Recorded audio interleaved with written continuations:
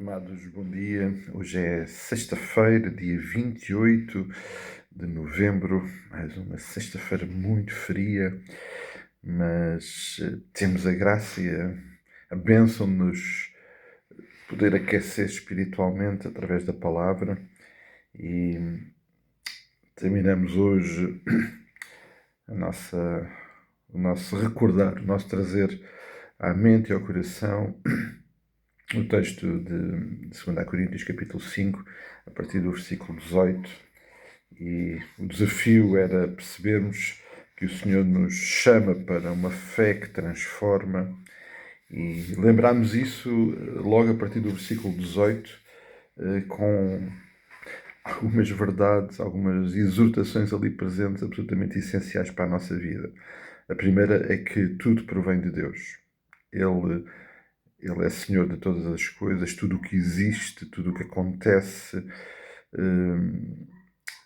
O Senhor tem a soberania, Ele é a fonte de todas as coisas acontecerem e por isso somos gratos por isso. Gratos por isso. Embora reconheçamos que o pecado contraria essa vontade, esse desejo de Deus, a verdade é que tudo provém dele. E uma das coisas que também lembramos é que este Deus, que é o provedor de todas as coisas, deseja a nossa reconciliação. Aquilo que o pecado lá no Éden destruiu e separou, Deus deseja que isso aconteça e fez tudo o que era necessário. Ele enviou o seu próprio Filho para que essa reconciliação fosse possível, e é possível através dessa ação, dessa entrega de amor de Jesus Cristo naquela cruz.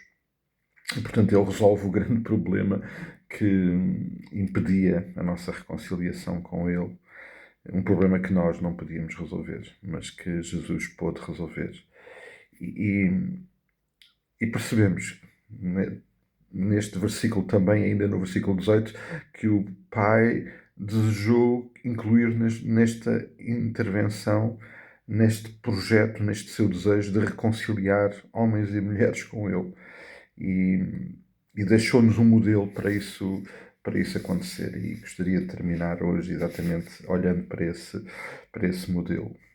O versículo 18 diz que tudo provém de Deus, que nos reconciliou consigo mesmo por meio de Jesus Cristo e nos deu o ministério da reconciliação. E então no versículo 20 ele vem nos dizer como é que esse modelo deve acontecer. De sorte que somos embaixadores em nome de Cristo, como se Deus exortasse por nosso intermédio, em nome de Cristo. Pois rogamos que vos reconcilieis com Deus. Ou seja, somos representantes deste reino, deste Deus soberano, que deseja reconciliar-se com aqueles que ainda não o fizeram. E depois da ascensão do Senhor Jesus Cristo ao céu, depois da sua intervenção, da sua revelação, do seu ato redentor e reconciliador, lembramos lá em Atos 1:8, quando o Senhor Jesus, naquele último encontro com os seus discípulos, diz: recebereis do alto o poder, e portanto este era o cumprimento de uma promessa, sabendo ele que nós não podíamos cumprir, levar por diante esta missão. Ele então declara mais uma vez o cumprimento dessa promessa que aconteceu logo de seguida.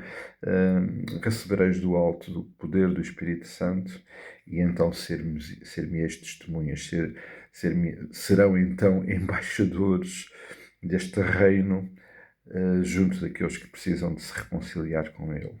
Vamos apresentar, vamos viver este reino junto daqueles que ainda não o conhecem, para que também eles possam se reconciliar com Deus. Isto é absolutamente sublime. E queria terminar lembrando algo que também no domingo lembrávamos. A seriedade e a importância deste desejo do Pai, que é mais do que um desejo, está registado no versículo 21. Porque para que tudo isto pudesse acontecer, aquele Cristo que não conheceu pecado, ele se fez pecado para que nós pudéssemos ser feitos justiça diante de Deus. A seriedade é esta. Aquele que nos permite nos reconciliar com o Pai, se entregou numa cruz por nós, substituindo-nos lá, permitindo-nos agora receber algo que não merecemos, que é resultado da sua graça, algo que nós não podemos fazer nada para alcançar, que é o de sermos considerados justos aos olhos do Pai.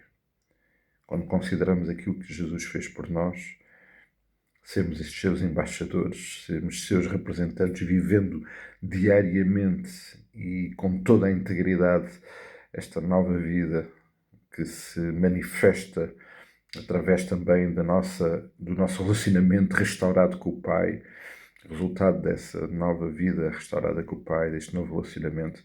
Viver isso todos os dias é o mínimo que podemos fazer.